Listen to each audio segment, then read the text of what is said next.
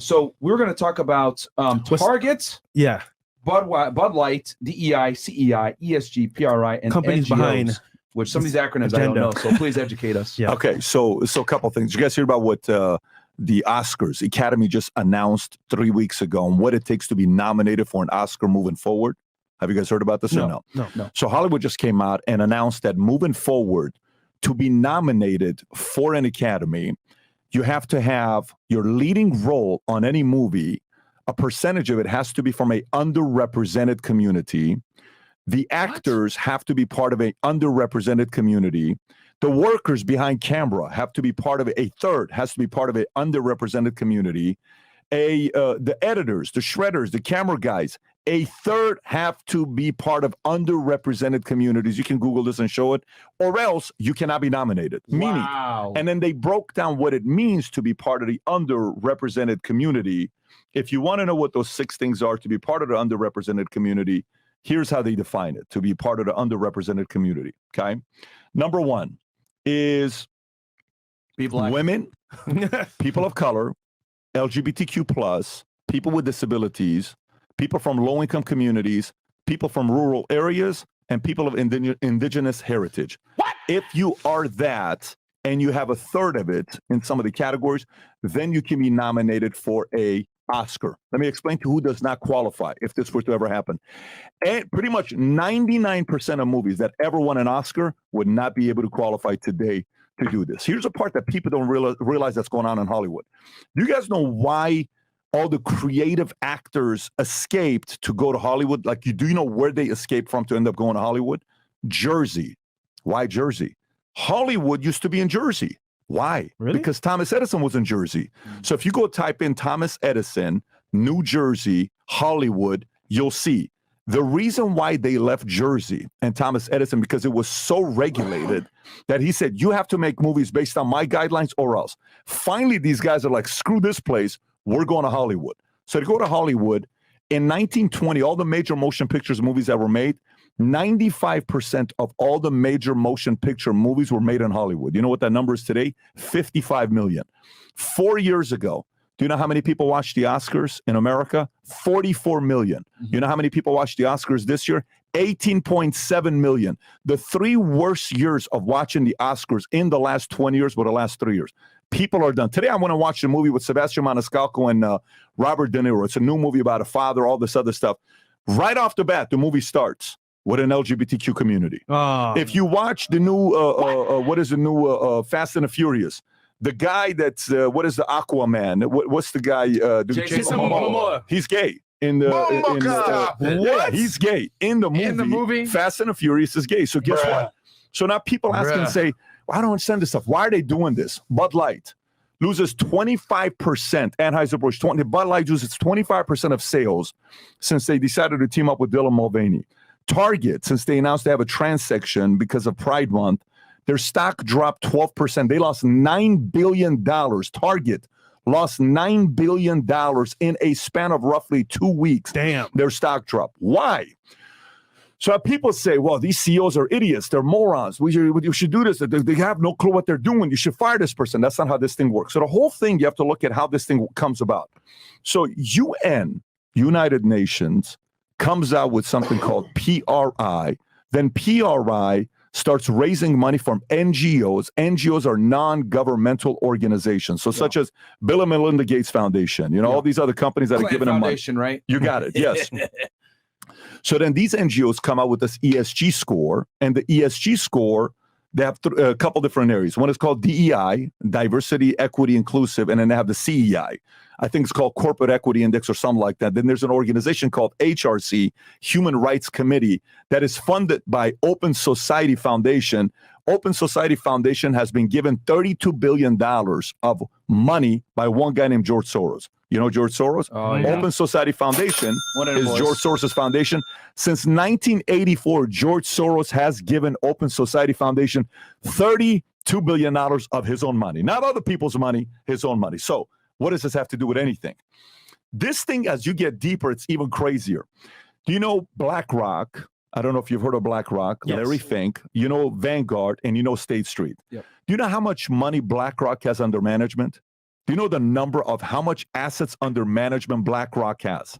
If you were to take a wild guess, how much assets under management BlackRock has, what would you say that number is? I'll say this. They're buying up like all the single family homes in the United States right now. You're a smart guy. You're a sharp guy. What would you say that number is? How much you think they have assets under management? AUM, assets under management. What do you think it is?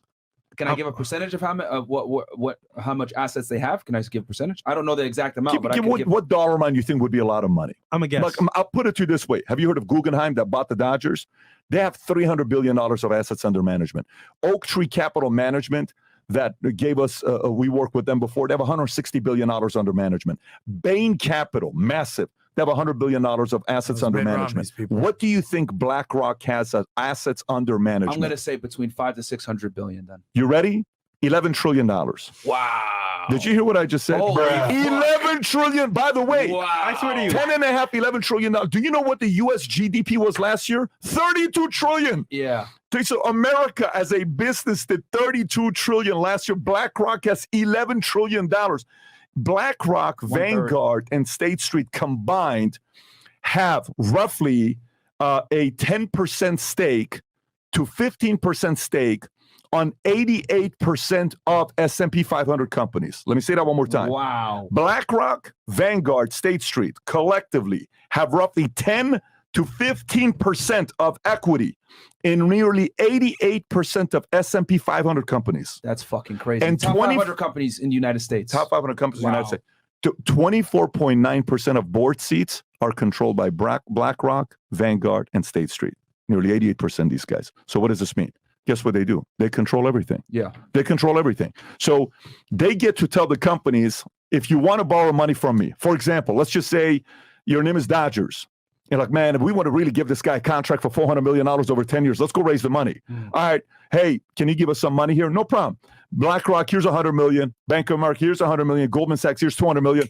Go offer this guy a $400 million contract, but your ESG score is low. What I need you to do is I need you at the Dodgers game to have a lesbian non-indulgence. I don't know if you guys saw the story or not. Have you guys seen this thing? What happened at Dodger Stadium? I haven't seen it. Okay, anyway, so this whole story comes out with there's an organization called Something of Indulgence where transgender men are out there and doing what they're doing because Dodgers has to increase their ESG score. These are the people that probably are reading books to kids and all this other stuff. Same That's organization. Exactly probably. what it is. So again, the point with these guys, the money guys are imposing high ESG score.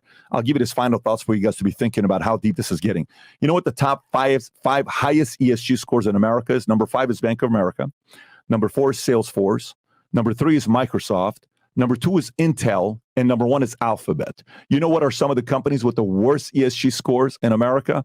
Tesla, one of the worst. Yep. Tesla's fixing the environment, helping the environment to have one of the worst. Yep. Twitter is one of them. Yep. You got Xerox is one of them. AT&T is one of them. I can give you Fox Corporate is one of them. Sure. These companies who have low ESG scores, they're not controlled by those guys, but those guys don't give them a good score, so they have a hard time raising more money from other people. It's a mess on what they're doing. Say that again. Do you know what ESG stands for? I was going to. Yeah, environmental social governance. Environmental social governance, I believe. So is that like basically your how woke you are? How woke you are. It's your woke score. That's exactly what it is. So it's funny because there's a social credit score that they do in China.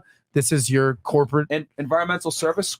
Environmental social governance. I want to say. Okay. So it's funny. You don't take over or destroy infrastructure from outside. You do it from the inside. And control happens when people have to follow either a regimen or, for example, a system. And the ESG score is basically our literal credit score. So for companies, like you said before, to borrow money, you need to have the score A1. If you don't, you can't borrow money. So they're going to squeeze them saying, hey, you know what? Do these things. And if you don't do it, you can't borrow money. So they have to do it. So Bud Light had to, on some level, to stay relevant or stay in the, I want to say, marketplace itself, do these things to actually be a competitor and borrow money as well. So you think they probably sold their soul, borrowed money, and that's why they had to do that stupid ass ad? This is why Gillette did the controversial toxic masculinity ad. Because I've always been wondering, like, why are they taking crazy risks and ostracizing their consumer base? Say you don't do it, but you know what happens if you don't do it? They control the board seats. If you don't do it, guess what the board is doing to you? They're firing you. Right. How many people you think want a job paying you $25 million a year salary? How many people you think would like to be the CEO of Anheuser-Busch?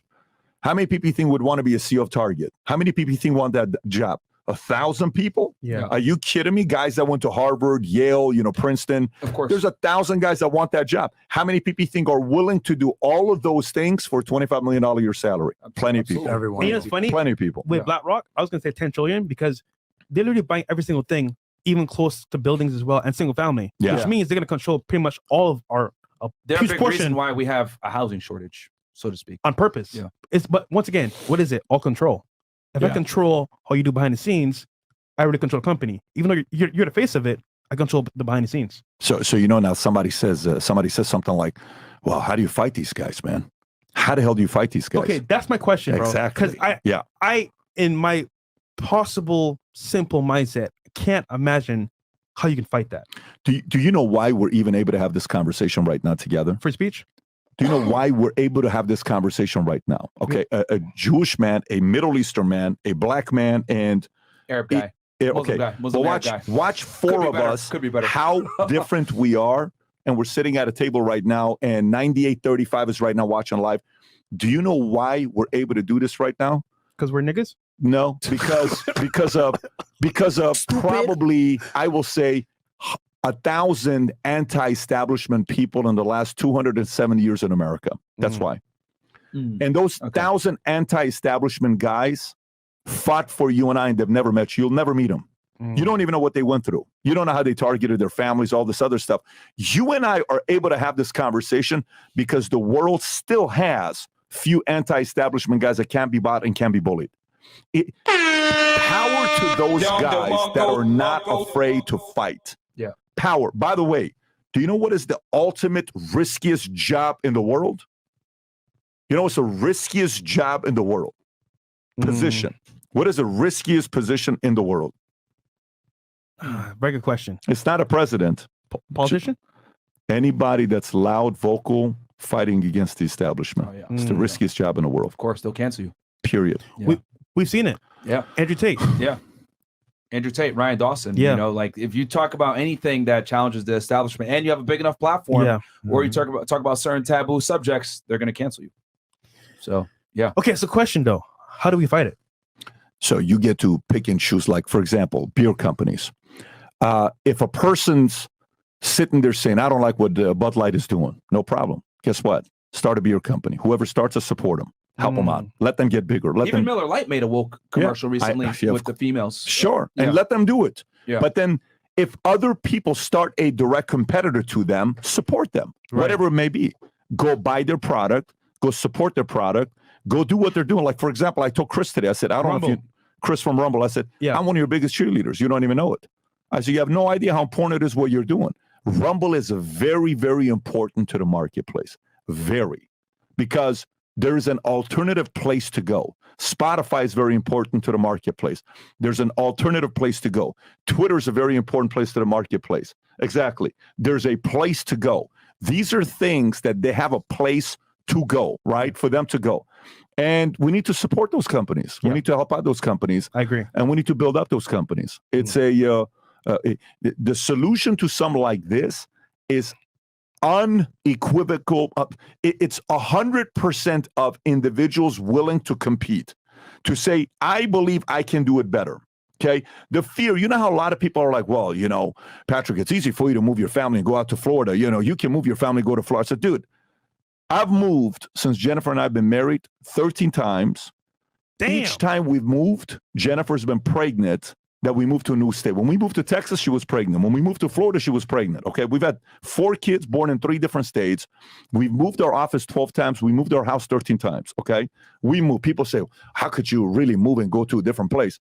Listen, California, for the first time since 1851, lost people in the state of California. It's never happened in the history of California. People left. You know why? They're sick of it. They're going to a different place. So why can't they go to a different place? Because of competition. Where are people leaving California to? Texas, Florida, Arizona, Nevada. There is other options. People that are leaving New York, where are they going to? Tennessee, Florida. There's options. People that are leaving Chicago, where are they going to? There is options. As long as we can compete, the customer wins. The moment you and I cannot compete, we lose. So we have to support the competitors as much as possible who have the audacity. For example, who is Daily Wire competing against? Whether you like Daily Wire or not, who does Daily Wire compete against? I guess now Rumble. Let's say, you think so? Okay, let's just say it's Rumble. But to me, I put Daily Wire out there. I put Rumble out there. I put Twitter out there. I put any of these guys out there. Anybody that's competing with the traditional media space, if they got a $20 a month product, $40 a month product, guess what? Go support them, buy them. Because if you don't, then you're also supporting the other side. Right. Okay. You know how many people pay Netflix every month? You know what the number is? You know how many active users they have today? Do you know the number? Probably a lot. 212 million people. Damn. Netflix, 212. Disney's got over 150 million. And they have an agenda.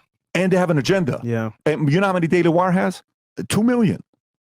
So support these guys. Support the guys that are willing to do the fight. I don't have a stock in Daily Wire.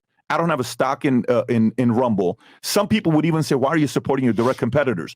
Because these guys have the audacity to fight against the guys that want to control everybody. Yes. Anybody that has the audacity to support. Look why I'm here tonight, okay? I got 4 kids. My kids were playing baseball. I'm outside playing baseball with the kids. This guy's saying, Pat, let's go do this. You guys push the envelope. I respect people that push the envelope. It's not an easy job to go out there and do it. I'm driving down here from Fort Lauderdale to come out here. Tomorrow, I think you're going to be with us. We're going to touch current events, all that stuff. Make sure for us to email you the stuff so you have it tomorrow. Yeah. All this stuff we're doing, why are we doing it? Because you're challenging the status quo. You're pushing the envelope. And we need more people who have the audacity and willing to put their energy into it. And whoever's doing that, support their cause. Damn. We need to support more of the creators' cause that are willing to fight the fight. They are more important. It's very easy today to, do what? Here's what's easy to do today. Sit back, relax. Dude, sit back. Go with the flow. There's so many ways to make money today. Yeah. What if you just chill out? What if you're like, listen, man, you know what? This freaking bullshit pressure, I can't do anything about it anymore. I'm just going to go relax, do my own thing, and live in Singapore. And I'm going to just forget America. Screw America. America's not doing anything for me. Or you can say, no, I'm not going to do this. Just I'm not in my idea. I'm going to fight. Great. Then if those people who have the audacity to fight, we have to support them. Damn. That's powerful, man. Don Marco. Yeah, no, absolutely. Absolutely. Where are we at here? Man, I'm inspired, man. This is great. So if you like this clip and you want to watch another one, click right here. And if you want to watch the entire podcast, click right here.